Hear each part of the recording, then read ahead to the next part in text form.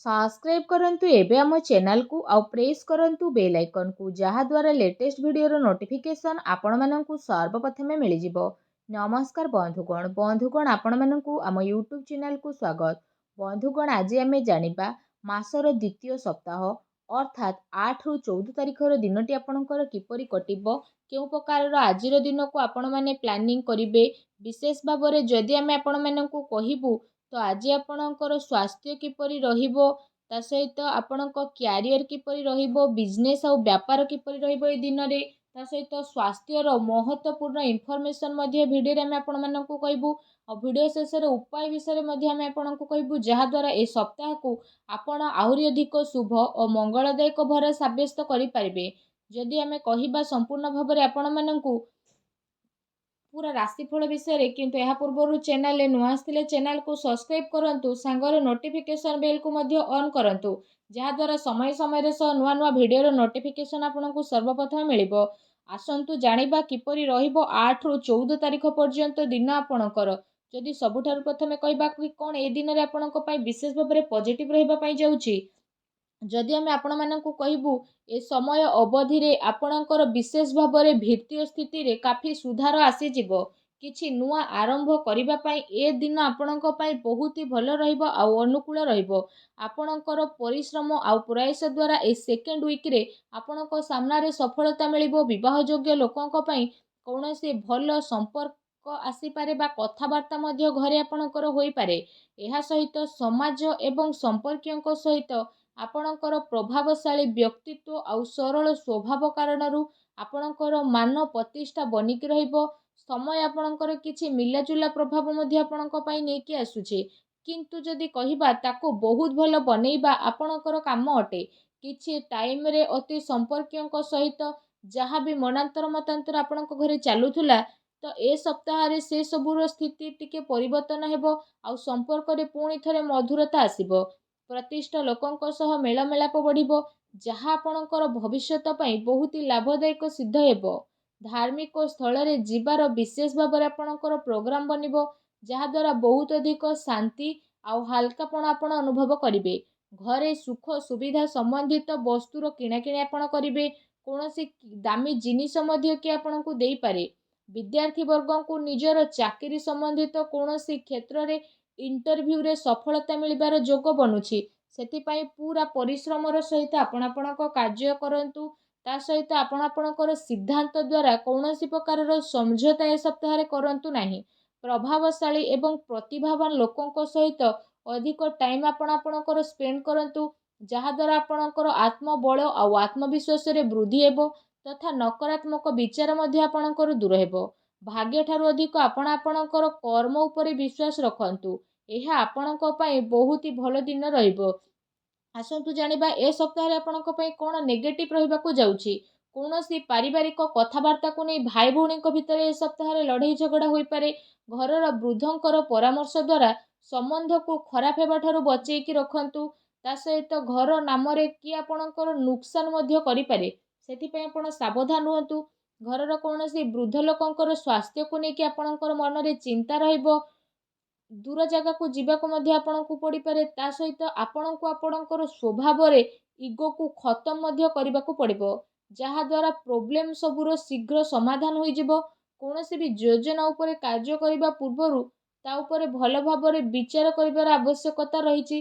कोनोसी दुखद समाचार मिलिबा कारणरू मन रे आपणकर उदासी आ नकारात्मक विचार मध्य आसीबो किंतु जदि कहबा आपण शीघ्र ही से सबुरु बाहर को बाहरिबे। विद्यार्थी वर्ग पाठ पढ़ार अपेक्षा फालतू भूल बुझामणा रे अधिक ध्यान देबे आ निजर महत्वपूर्ण कार्य को बहुत ही अधिक संभाळिकी मध्य रखिबे।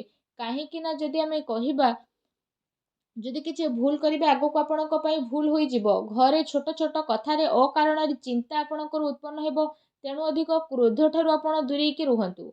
सामाजिक गतिविधि रे अधिक ध्यान न देबा ठारू कोनोसी अति संपर्कित लोक आपणक उपरे नाराज होई पारंती। बस ए कथार आपण ध्यान न देकी निजर कर्म उपरे लागिकी रुहंतु।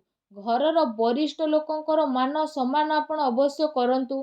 ता सहित जदि सप्ताहर लव लाइफ विषय कहिबा तो जीवन साथींकर भावनार आपण सम्मान करंतु। एहा द्वारा आपणकर संबंध आहुरी अधिक मजबूत हेबो ପ୍ରେମ ସମ୍ବନ୍ଧ ଆପଣଙ୍କର ମର୍ଯ୍ୟାଦାପୂର୍ଣ୍ଣ ରହିବ। କୌଣସି ବିପରୀତ ଲିଙ୍ଗୀ ବ୍ୟକ୍ତିଙ୍କ ସହ ମିଶିବା ଦ୍ୱାରା ଆପଣଙ୍କୁ ଆଶ୍ଚର୍ଯ୍ୟଜନକ ପ୍ରସନ୍ନତା ମଧ୍ୟ ଅନୁଭବ ହେବ। ଘର ପରିବାରର ବାତାବରଣ ଆପଣଙ୍କର ବହୁତ ହି ସୁଖଦପୂର୍ଣ୍ଣ ରହିବ। ପତି ପତ୍ନୀଙ୍କ ଆପୋଷିକ ସହଯୋଗ ଘରେ ଆପଣଙ୍କର ସୁଖ ଶାନ୍ତି ରଖିବ। ପ୍ରେମ ସମ୍ବନ୍ଧରେ ଆଗକୁ ଆସୁଥିବା ଟାଇମ୍ରେ ଆପଣଙ୍କର ବିବାହରେ ପ୍ରଣୀତ ହେବାର ପୂର୍ଣ୍ଣ ରୂପରେ ଯୋଗ ବନୁଛି।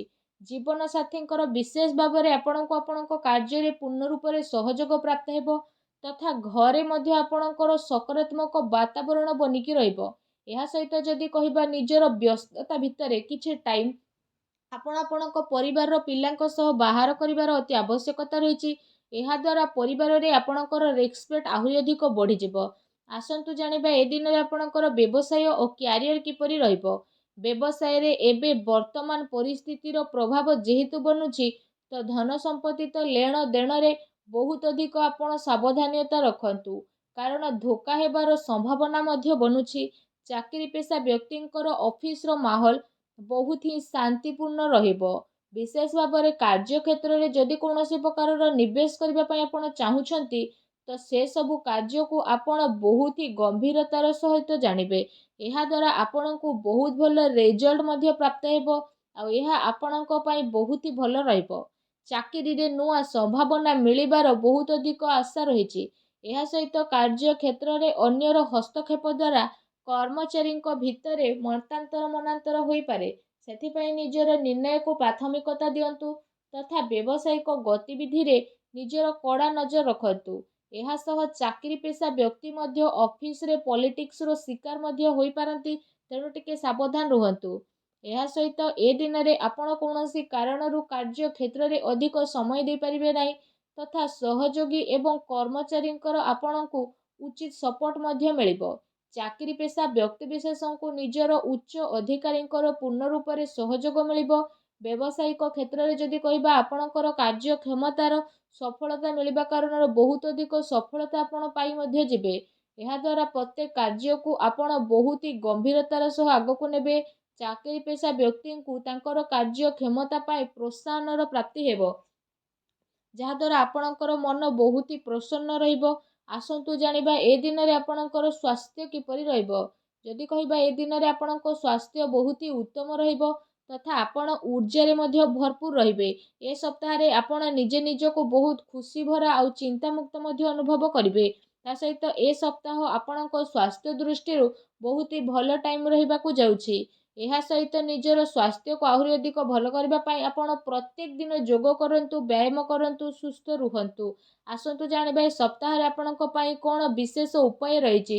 ଯଦି କହିବା ସପ୍ତାହରେ ଆପଣ ପ୍ରତ୍ୟେକ ଦିନ ତୁଳସୀ ଚଉରା ପାଖରେ ସନ୍ଧ୍ୟା ସମୟରେ ଘିଅର ଦୀପ ଲଗାନ୍ତୁ। ତା ସହିତ ପକ୍ଷୀମାନଙ୍କୁ ଘରର ଛାତ ଉପରେ ଦାନା ଖାଇବାକୁ ଦିଅନ୍ତୁ, ଗାଈକୁ ସବୁଜ ଘାସ ଖାଇବାକୁ ଦିଅନ୍ତୁ। ଏହାଦ୍ୱାରା ଘରର ସମସ୍ତ ନକାରାତ୍ମକ ଶକ୍ତିର ବିନାଶ ହୋଇଯିବ ଆଉ ଆପଣଙ୍କୁ ଶୁଭ ଫଳ ପ୍ରାପ୍ତି ହେବ। ଭିଡ଼ିଓଟି କେମିତି ଲାଗିଲା କମେଣ୍ଟ କରିକି ଜଣାନ୍ତୁ। ଆଉ ଯଦି ଚ୍ୟାନେଲରେ ନୂଆ କରି ଆସିଛନ୍ତି ଚ୍ୟାନେଲକୁ ସବସ୍କ୍ରାଇବ୍ ମଧ୍ୟ କରନ୍ତୁ। ଧନ୍ୟବାଦ।